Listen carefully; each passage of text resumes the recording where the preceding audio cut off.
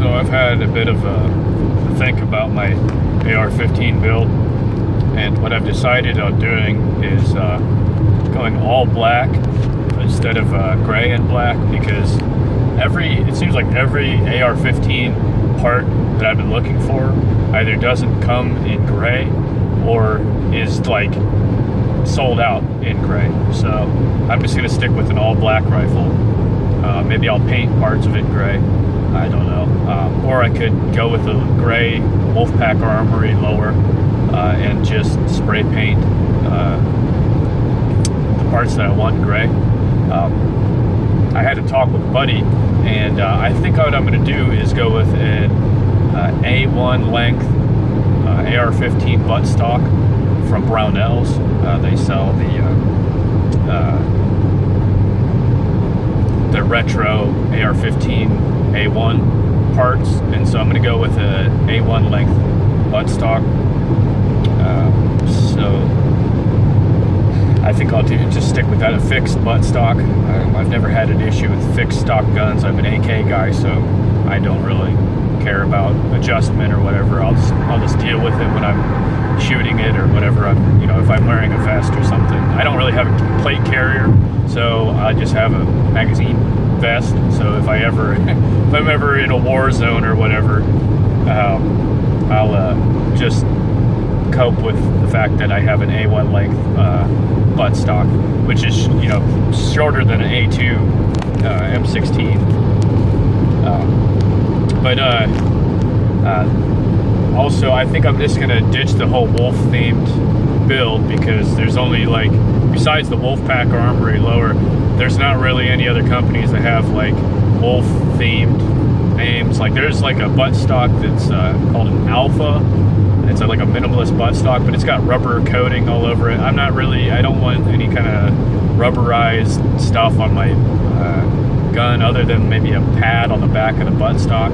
As little rubber as I can get, just because it'll break down over time, or foam or whatever. You know what I mean? I want to reduce the amount of degradable materials on my gun, just because coming from the AK as my sort of first real rifle platform, there wasn't really anything that was either steel or wood or polymer. It was all durable materials. So I want to translate that over into the AR-15 as much as possible with the least amount of rubber. I understand it, like your buffers have like a polymer end on them, so when they run into the back of your buffer tube, they don't destroy your buffer tube. But stuff like that's understandable, because that you don't really hardly ever have to replace that, unless you're shooting a whole lot, which I really just can't afford to shoot a whole lot. When I go to the range, I try and get as much really good practice in as I can, but I don't really shoot like tens of thousands of rounds. So yeah, my plan is to go with an all black rifle or that gray lower and spray paint my buttstock gray and some other parts gray, just to kind of go with a black and gray theme, color scheme. I'll stick with the Daniel Defense fixed rear sight, and my red dot optic, I'm gonna use a Holosun HS 515C, which has like the caps that flip off the lenses, has a solid panel on top of it. So I like that idea of having alternative power on my red dot. And then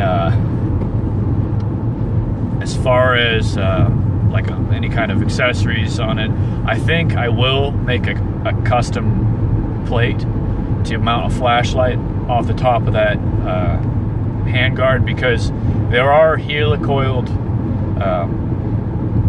holes, like somebody put helicoils in them, and it looks like they have red Loctite on them. So I'll make like a little maybe aluminum or steel plate, just a little thin one with through holes at those, measured out from those helicoiled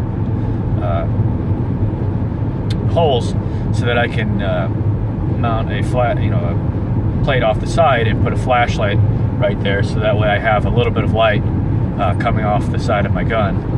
I always like having flashlights on my guns. I like the idea of being able to fight in the middle of the night.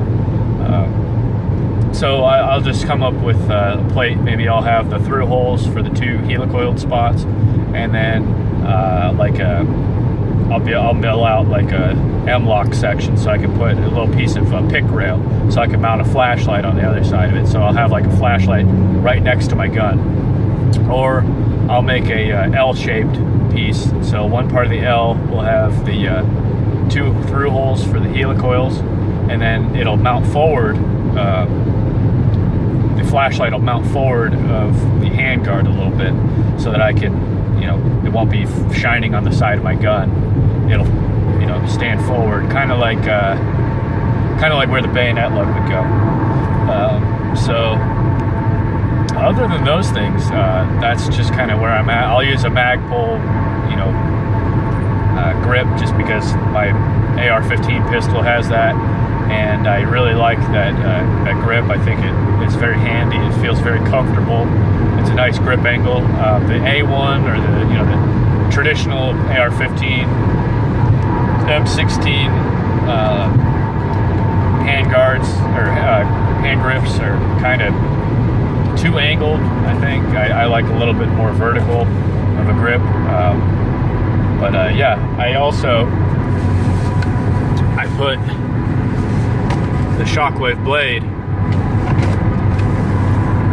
on my AR pistol, so that's pretty exciting. I like that a lot. I know that if you have a pistol brace, like a Shockwave blade on it, part of the ATF's letter said that you can't have it any more than 13.5 inches away from the trigger or trigger guard or trigger on your pistol. So I measured that one and made sure that it wasn't 13.5 inches. It's about 13 inches, because then it gets into like weird territory with the ATF, which is kind of, first of all, the ATF is an unconstitutional, ridiculous organization, just like the IRS. But we have the burden of having to deal with them, and our taxes pay for them for some reason. So we're stuck with the situation that we have. So in order to abide by their ruling, I put my brace at about 13 inches. The end of the back of the brace is 13 inches from the trigger, so I'm well within the law. But yeah, man, if you get a AR-15 pistol, put a Shockwave blade on that. It's so good. It really makes the pistol usable. Yeah, those are my updates on my AR-15 business. I'm just getting into AR-15s a little bit more. I've always been, Kalashnikov platform guy. I really like the Kalashnikov, and that was kind of my first rifle that I really could understand. Now I'm getting more into the AR-15 side of things. There's a lot more support for AR-15s, so that's good, because I do have a lot of questions about them.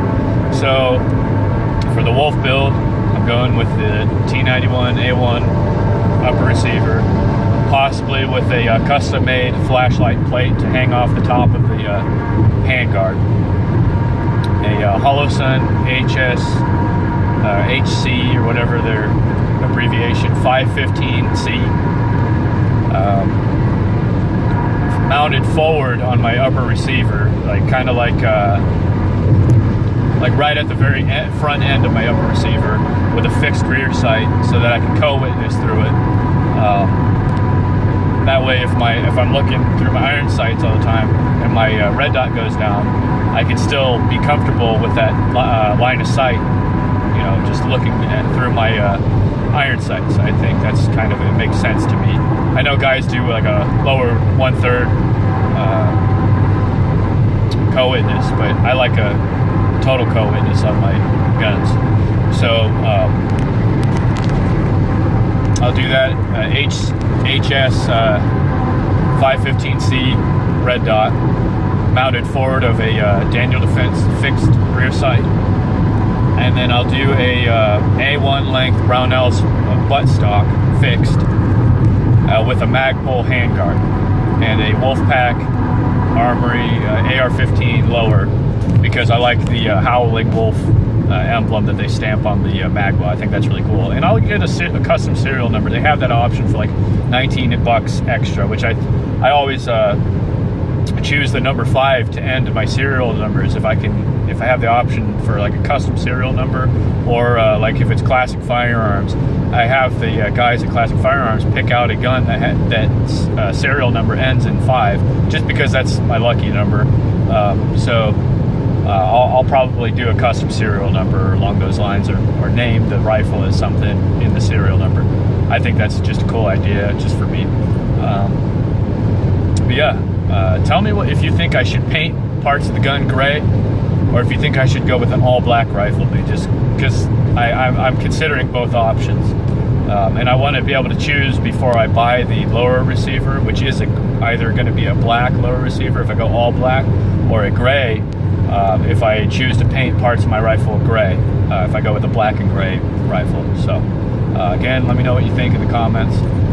Thank you very much, and I hope you guys have a great day. Bye-bye.